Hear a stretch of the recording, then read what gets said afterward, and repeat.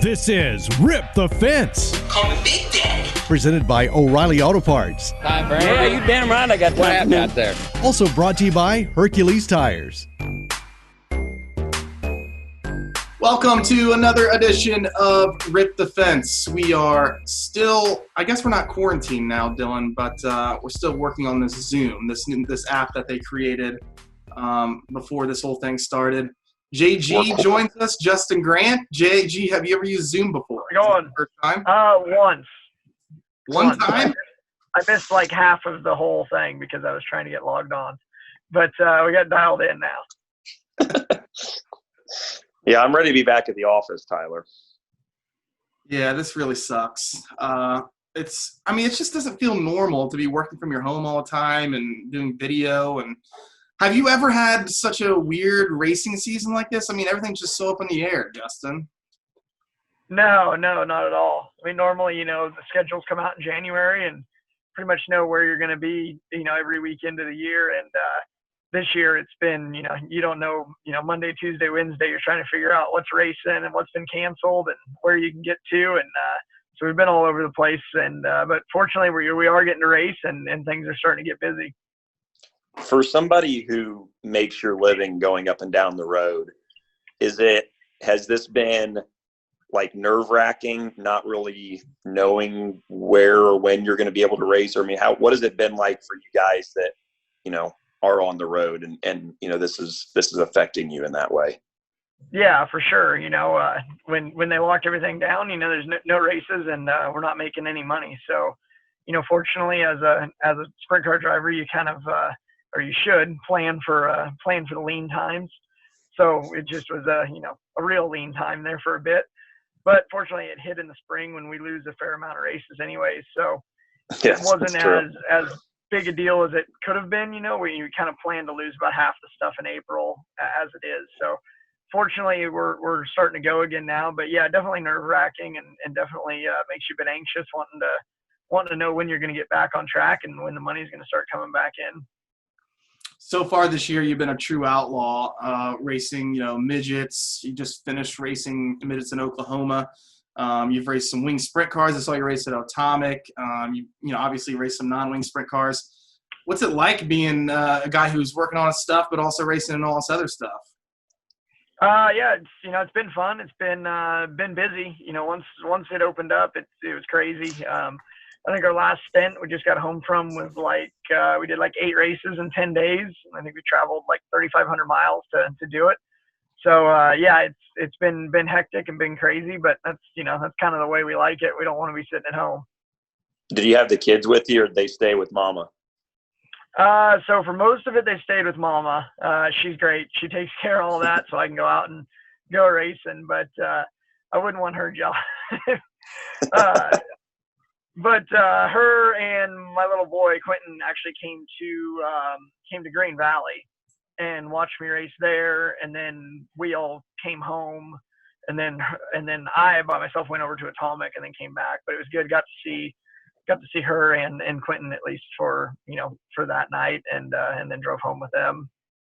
How old are they now? They're a little over 3. They're actually 3.5 now. Yeah, Wow. they're getting big. It's crazy. Doesn't seem like that long ago. What kind of stuff do they playing video games, or what do they do? What does a 3-year-old do? They destroy everything they can get their hands on.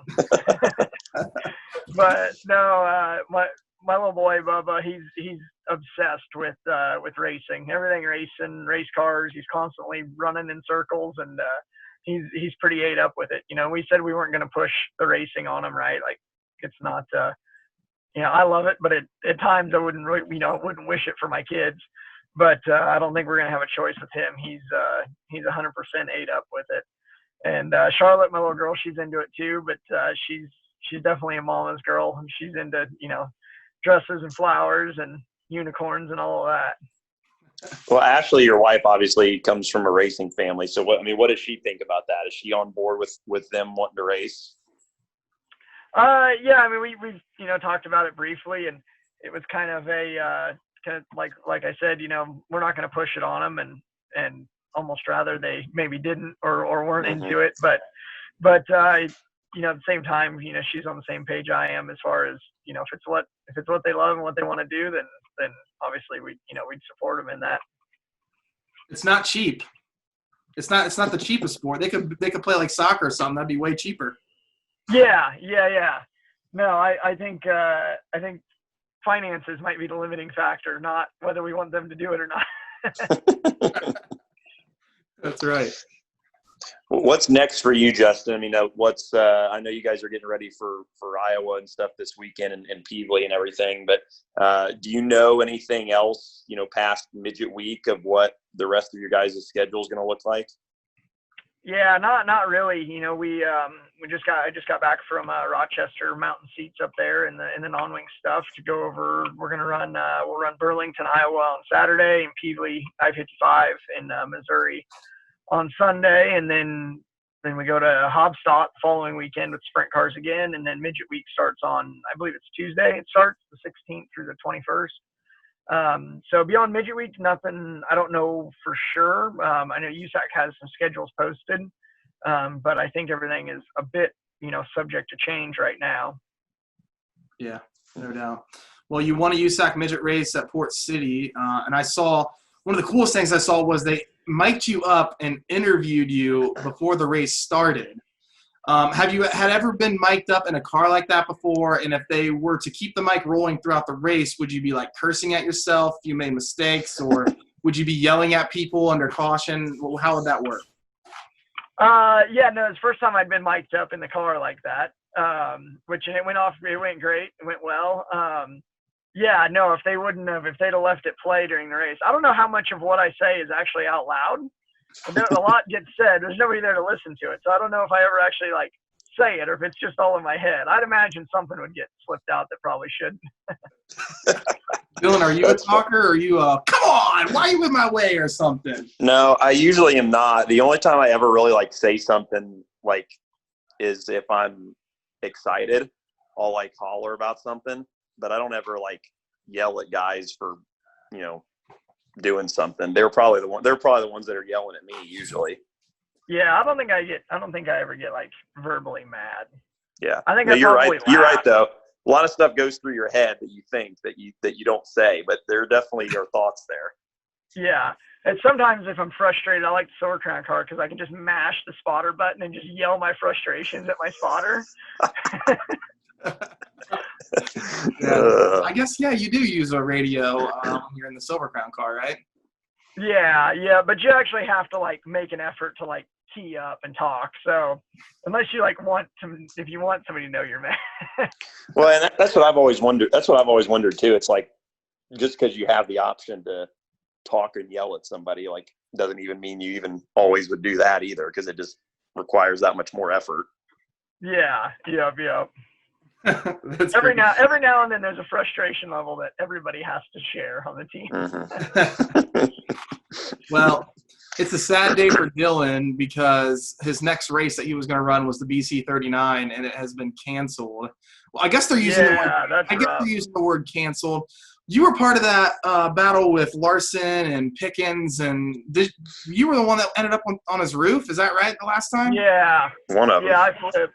Yeah. What was that thing like? Yeah, well, we kind of bailed off in there in the last corner, and Pickens went to slide Larson, and I was on the top, and I was like, all right, if I burn a heater through here, we might be able to get these guys cleared by the center. So I smoked it off in there, 60% I was going to crash regardless, just trying to make it happen. And then Pickens ran over Larson and got bouncing, and so there was and he was you could tell he's going to flip, and he's coming my way, and so there's a split second of kind of up off the throttle, is he coming to me? And then no, he's not, back to it. And in the meantime, it got me coming across too fast. It just messed my marks up, and I was already it was going to be a miracle to make it through there if I did it perfect, and hesitated for a second on the throttle and got my trajectory a little off, and we smashed the fence and turned over. That was great. I actually separated my shoulder in that, actually. What? I didn't know that. Yeah, the way it just hit funny, and it peeled my collarbone off the top of my shoulder. Ugh. Ouch. Yeah, good times. Do you watch that back with like as much amazement as I feel like everybody else watches that back?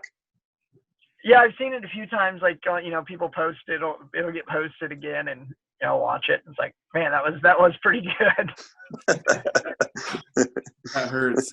Is it cool to you knowing that you have raced at the Indianapolis Motor Speedway? Yeah, I mean, it goes kind of two ways, right? Like, it was really cool that we got to do that, and it's still really cool. But at the same time, it's not the Speedway, right? Like, it's great, and it's great for what we do, and it's great for everybody involved. But at the end of the day, it's, we're racing near the Speedway, not on the Speedway. Yeah. Not to be that guy, but Does every driver at your level, like, always in the back of their mind have like an aspiration of going to IndyCar or to NASCAR? Is that always just like weighing in your mind? Yeah, I mean, I think so. I think it's got to be, right? Like, that was, especially doing the USAC stuff, that was the deal. You ran USAC sprint cars, and then you got a shot at the 500, and that obviously tapered off long before we got here, or I got here, but it's still, I think just the thinking of how cool that was back in the day, that guys raced out at Terre Haute on Friday night, and then they were out at the Speedway, and I think there's a bit of a longing for that with all of us, but there's also, at the same time, it's probably not going to happen for any of us. So it's there. You think, man, that would be awesome. I'd love to run the 500, love to run the Speedway, but at the same time, we're busy burning up and down the road, just trying to make a buck doing what we're doing. Is it crazy to think about you've been doing what you're doing, going up and down the road for like over 10 years now, like chasing the USAC trail? Yeah, it's pretty wild. It makes me feel old. But no, I mean, when I moved to Indiana, I thought it would be amazing if I could get in a sprint car and drive it once, if you'd have told me then that, yeah, man, you're gonna do this for the next decade, I'd have called you crazy, right? Like, that would have been a dream come true. And so sometimes you take it for granted. You're not really, you're just focused on what's happening. But every now and then, you kind of come up for air and look back and think, man, if I knew back then that I'd be getting to do this, this frequently and for this long and at this level, that I would, I'd have been ecstatic to know. Yeah. Well, I messed up last week when I was talking to Tyler about what series he's chasing points for. So you're chasing sprint car points, is that right? And what else? Yeah, so we'll chase USAC National Sprint Car points, USAC Silver Crown points. The Midget will do, hit and miss. We run, about half the schedule with that. We will do like Midget Week. We'll try and chase Midget Week points. But yeah, and then other than that, we'll just, we'll hit as much Kokomo stuff as we can. Last year that worked out that I think it was last year, worked out that we ended up winning the championship there. We missed a few races, but as long as you can run good enough when you're there, you can still make that happen. And then we'll hit some wing stuff sporadically and just kind of try and fill our calendar up as much as we can. How much wing racing have you done? Not a lot. So I ran I don't know, maybe 9 years ago, I ran like 2 360 races for Mark Harry. And then last year I started running again for Jamie Miller. I think we ran 3 or 4 races with Jamie last year, and then just did the race over at Atomic. So I've got 5 to 7 races in the last decade. When you toss that thing in there, it's just like, oh man, it feels like you need to back this thing up or something. Yeah, the wing cars, it's pretty neat, man. They're stuck, and you just kind of point them wherever you want them to go. It's pretty you don't have to plan very far ahead. That's crazy. I saw that you tweeted that you used your Tile app to find your wallet, but it was in your pocket. Can you explain what happened there, and what the heck is a Tile app? Oh, so the Tile app's great, especially if you're I'd highly recommend it for all guys that have hit their head more than once. It's a well, here, I'll show you. Hang on, we'll set this down. They ought to be paying me now. Yeah, exactly. It's free Well, advertising here. Put it on your I can't car. get it out of my wallet. I can't get it out of my wallet. But anyways, it goes on there's like a keychain that goes on your key ring, and then like a credit card size thing that goes in your wallet, and then you have an app on your phone. So if you lose your keys, you press it, it'll show you like on a map where they last were, and if you're close to them, it'll start ringing on your keys. Or if you lose your phone, you can like click the button on your keys, and your phone will start ringing. And so you can find stuff that all your stuff that you've lost. You can put it on your dog, so you can see where your dog was at. Lose your dog. Yeah, but so I had my wallet in my pocket. I was like kind of in a hurry, and I couldn't find it. I'm like, dang, where did I? So I looked for I'll use my tile app. So I click on the tile thing. Well, I thought it was like I thought I'd set it down on my bed. Well, I'm like, so it's ringing near my bed, and I'm like, oh, perfect. So I'm like looking through the sheets, and I'm like, everywhere I go, like walking around my bed, it's like not getting louder or quieter, and I'm like, oh, where is that thing? And I'm looking through all the sheets. Finally, I'm like, it's in my pocket. I'm an idiot. That's classic. I got to get that. I lose a lot of crap. Yeah, I'm gonna see if I'm hoping that tile money's gonna hit soon. Yeah, just waiting on that check. So I was thinking about when you won after Port City, like, do you have to clean your helmets and driver suits and everything to get NOS out of it after every time you win? Yeah, you'd think I'd stop, but yeah, you just got to get to it quick. I like that I think it was Foreman tweeted after Ryan Blaney tried to do the thing with his water bottle through his mask. He's like, Justin's been doing this for years. He's already ahead of the game. Yeah. Yep. Yeah, but it is cool though. It makes for some cool pictures. But yeah, like, try and keep things exciting. I was always just like I wouldn't even cage stand. I'd just like kind of wave, and then get down. And somebody was like somebody was talking to me like, man, people come to see like a little excitement. Like, don't be so boring. It's not for you. It's for them. Well, you did try and ramp it up a little bit. You did the helmet shake after your first win. Yeah. To the Frolic guys. That was cool. Yeah. Yeah. Yep. I like the helmet shake. I got a little bit I catch a little bit of flack for doing that. Yeah. People that like give your helmet off in the car, which I get. Yeah. No, I like the celebration. That's a conversation I had with C. Bell when he won his first national midget race. Like, it was a badass race between he and Larson, and like the fans were going absolutely crazy. He just gets out and does like one of these and just is all boring. And I'm like, they come to see you. Like, you need to do something a little more exciting than that. Yeah, that was pretty much So I had that conversation with somebody, and I was like, okay. So I started kind of trying to ramp them up, and I do donuts and stuff now. And I was never a donut guy before, but I'm actually kind of good at them, which is cool. A donut guy. Are they easier to do? Are they harder to do in the sprint car or the midget? Probably harder in they're about the same either way, really. Yeah.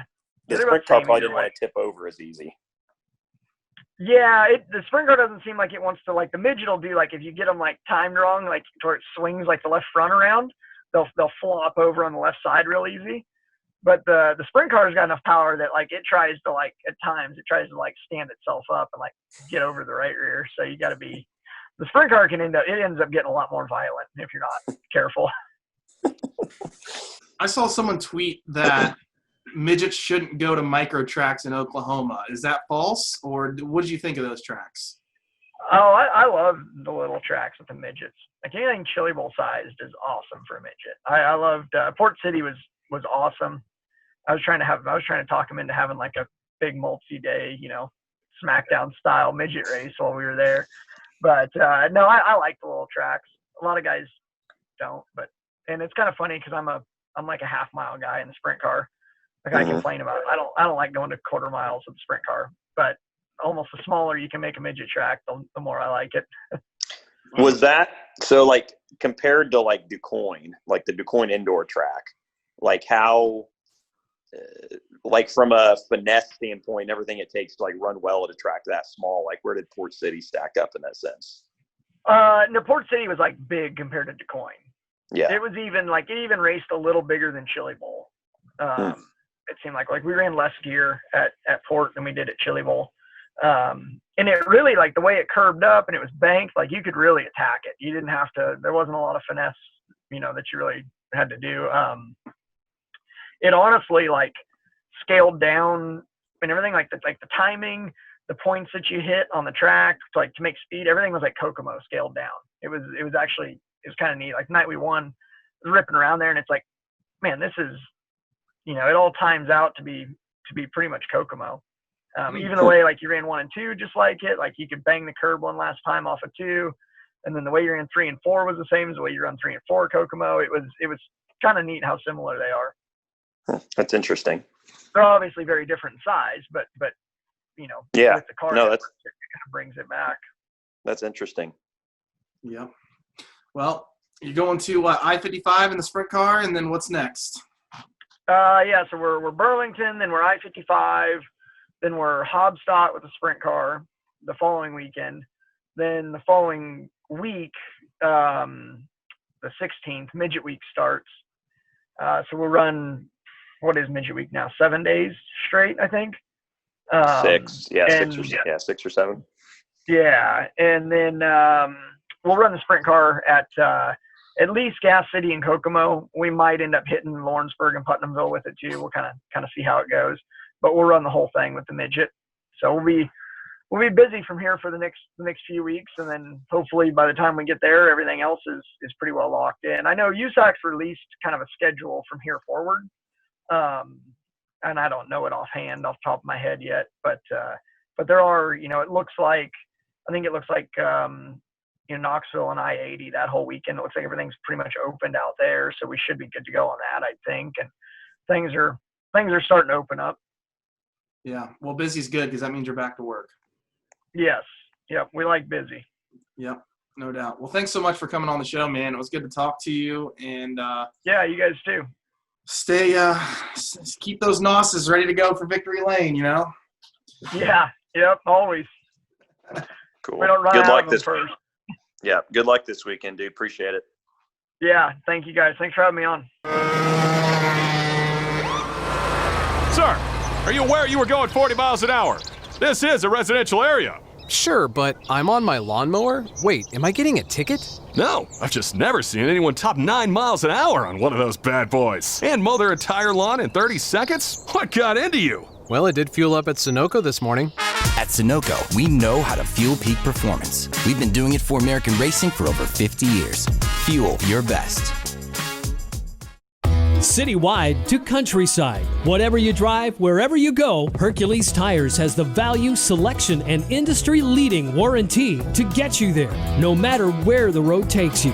Go to HerculesTire.com. There you can find the nearest authorized Hercules retail location to you. Plus, you can use the tire tracker to find out which Hercules tire fits your vehicle the best. That's HerculesTire.com. Hercules Tires. Ride on our strength. Justin Grant. Much better of an episode, I think, than the last time we had him, Dillon. Yeah. He admitted after the fact that we had him on the last time that he had done a little bit of celebrating the night before. I don't even remember what it was for. I forget the win it was. But he was a little bit groggy the next day. So he was excited to get back on, he said, and redeem himself here. So no, Justin's awesome. He's one of those guys that, and Tyler, that, from working with USAC, he's just one of those guys that always just keeps it real, like doesn't BS you, doesn't, not into the drama or anything, just wants to show up and race. And that's what he does. And he does it well. Yeah, he does. And he's a really good race car driver. We mentioned a little bit there about the BC39. Your thoughts on not being able to race that thing? Yeah, it's obviously disappointing, on a number of levels. It's turned into such a cool event the last couple of years, that's a bummer, but for me, with everything that's happened this year, that was probably going to be my only race before Chili Bowl. So, hopefully we can find one or two more before Chili Bowl to run. But, for me on a personal level, obviously going home and racing there, and we've been good there the last couple of years. So I was looking forward to it, but we'll have to figure something else out. I likely wasn't going to be able to attend, so I guess my BC39 streak will continue then. If that means perhaps that's probably why they canceled it, because you weren't going to be able to be there. Yeah, exactly. NASCAR media, there's only a select few that are allowed to attend, and we obviously don't cover the Brickyard 400, so probably wasn't going to be one that I was going to be in attendance for. And last year, man, Dillon put on a show there. I mean, he was absolutely ripping, and I had a feeling that you had a chance to win it this year, I think. Yeah, we would have been really good. It was I made the show there the first year they ran, and then obviously last year, we were really strong too. So would have loved to been able to go back there and try to kind of back it up. So they said in the release that they're working on plans to try and still run something there. So maybe it's not the BC39. Maybe they just run another event there. I don't know, but fingers crossed, maybe they can figure something out. Or maybe they can just do it 500 weekend. Yeah. Who knows? That'd be in August. They probably. Yeah, that'd be fun. I've seen some people saying that Labor Day might be the day back when we get fans. I think it's going to be sooner than that, though. I mean. Yeah, who knows at this point, honestly. No one knows about anything in this world, really. No. O'Reilly Hat Shakes of the Week. What's your hat shake? What do you got? Well, I don't know. Nothing really happened this past week. I don't know. Who's your hat shake? You start. Well, obviously, Cannon McIntosh won. I couldn't believe this, but his first Power I race. Yeah, first Power I race. I can't believe that because he's obviously won a USAC race already and has been ripping in those midgets. But his first Power I race. I'm going to give mine to Kaylee Bryson. Oh, man, I literally just thought about that as you were talking, and I was like, oh, this is going to be a good one. Kaylee Bryson, first podium finish in a midget car. Congratulations. Yeah, I'll double up on that. That was good. That was impressive. It's always nice, obviously, when you see a young female racer come in and have success right out of the gate. So that's cool, and great for Keith Coons too. Obviously, he tweeted something the other day that all of his kids that he has driving for him, the oldest one is 18 or something, which is so different than what he's had in the past. He's had so much experience and, in the form of Christopher and Rico and Kyle and even like Tanner or Spencer Baston, for the last 4 or 5 years, he was stacked with so much talent, and he's got that now. They're just all young. So the next 4, 5, 6 years, as those kids continue to just get older and more mature as people and drivers, it's going to be fun to watch, what they can do. So, so I'll double up on mine for Kaylee. That was a good run. Yeah, and CV won another midget race too. That was actually the race that Kaylee finished third in. Cannon was second. That was actually a stacked field. To finish third in that field is quite impressive. So yeah, it really was.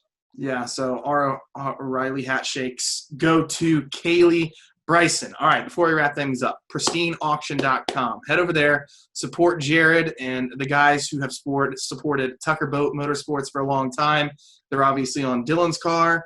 They're on C. Bell's car. They're on everyone at Tucker Boat Motorsports. But they support us this year. They have given us a registration code of $10 free. And everyone knows $10 free right now is important. So you can get on there, pristineauction.com, and get whatever you would like. I mean, there's some cool stuff on there. I don't think Dillon has his T-shirts on there, but you can still get, pictures autographed by C. Bell, or you can get any kind of sports stuff on pristineauction.com. Dillon Welch. By the way, do we have any more Rip the Fence T-shirts? My grandpa wants one. Yes, I do. I have some. I will get. What size does he need? I will get it to you. I'll have to look, and I'll get that to you. All right. Yes, we do have some, and maybe we'll give one away here soon on our Twitter account. Now that you mentioned those things, because we have some extras. We haven't been really able to go to many tracks this year to give them out to drivers, because I've been wanting to see these drivers wear these things, and I think they're going to, but we just haven't done much racing. They probably have all been turned into shop rags at this point. Most likely, or wiping their ass with it or whatever. I saw an Ocala on Flow Racing. Cannon McIntosh was wearing one. So yeah, Cannon wears it. We need to get Rip Jetson out there to wear one or some. Yeah. We do. Or you. I mean, you never wore one either, so. I don't have one. Yes, you do. I think I've given you 2 now. No, you have not. I know for a fact I gave you one. I know your dad has one. I know I gave you one. I gave Hannah one. Yeah, I know my dad has one. I don't think I have one. If I did, I lost it. You lost it? I don't know where it is. If I did get one. Let's fade to black. I'm getting tired of this kid. Thanks for watching, listening to this episode of Rip the Fence with Justin Grant. Have a good one. We'll see you next week.